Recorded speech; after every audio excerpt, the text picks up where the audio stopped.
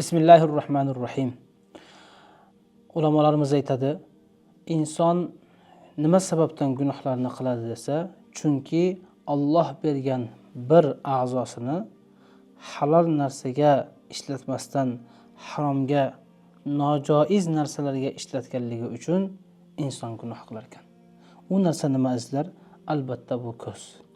Inson o'zini nigohini, ko'zini haromdan saqlasa, bir harom narsaga borgan vaqtlarda Allohni eslab, o'shadan birinchidan o'sha harom narsaga bormasa, haromdan yiroq, uzoqroq yursa, agar qo'qqisdan bir ko'zi bir nomuharramga yo boshqa narsaga tushib qoladigan bo'lsa, shu vaqtda darhol o'zini saqlaydigan bo'lsa, u insonning ibodatida lazzat bo'ladi. U insonni Alloh bilan bo'lgan muomalasi ham mustahkam bo'ladi. Demak, azizlar, gunohlarni boshida turgan narsa ko'zni haromdan saqlamaslik. Shuning uchun azizlar, har birimiz ko'zimizni haromdan saqlashga harakat qilaylik. Alloh taolo Qur'oni Karimda aytadi: "Estaizu billah, qul lil mu'minina yaghuddu min absarihim." Ayting ey Muhammad alayhisalom, mu'min erkaklarga ular ko'zlarini haromdan saqlasin.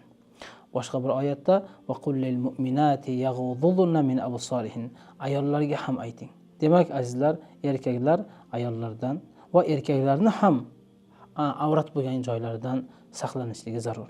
Ayollar ham o'zlarini avrat bo'lgan joylarini ko'rsatmasdan va boshqa erkaklarni ham avrat joylariga va boshqa yerlariga behojat qaramasligi kerak.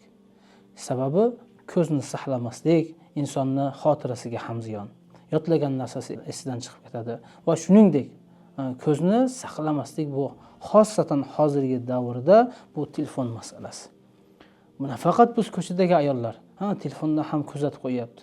Telefonda ba'zi bir internet tarmoqlari bor. Ularni tinmay qarab o'tirsangiz, ozgina qisqadan nimalarni, videolarni chiqaradi. U yerda birinchidan zehningiz ketadi. Chunki odamning miyasiga ko'p ma'lumot kiryapti-yu, lekin bironta bir ma'lumot aytib ber desangiz, aytib bera olmaydi. Chunki uni yodlab qolmagan va uni ichida haromlar ham bor. Natijada yodlagan narsasi esidan chiqadi. Shu yerda bir narsani aytib bermoqchimiz.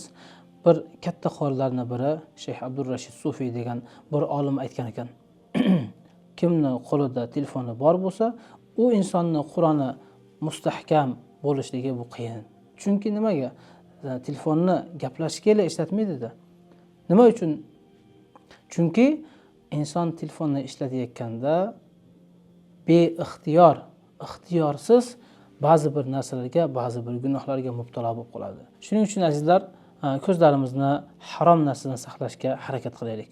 Albatta ulamolarimiz aytadi, ko'zni saqlashlikning bir necha sirlari bor. Birinchisi, doimo Alloh ko'rib turibdi degan sezimni, shu tushunchani, tasavvurini doimo o'zimiz bilan olib yuramiz. Ikkinchisi, harom narsaga ko'zimiz tushganda darhol boyagi haromdan ko'zimizni buramiz. Uchinchisi, Alloh taolodan so'raymiz. Ya'ni Alloh subhanahu va taolo meni ko'zimni haromdan saqla. To'rtinchisi esa solih insonlar bilan ko'p yuramiz. Chunki fosiqlar bilan, gunohkorlar bilan, iymoni zaif insonlar bilan ko'p yuradigan bo'lsak, biz albatta bu gunohlarga mubtalo bo'lib, ko'zimizni saqlamaslik va boshqa gunohlarga mubtalo bo'lib qolishga to'g'ri keladi. Alloh taolo barchalarimizni, har bir a'zomizni, xosatan shu ko'zlarimizni ham haromlardan saqlagan bo'lsin. Assalomu alaykum va rahmatullohi va barakatuh.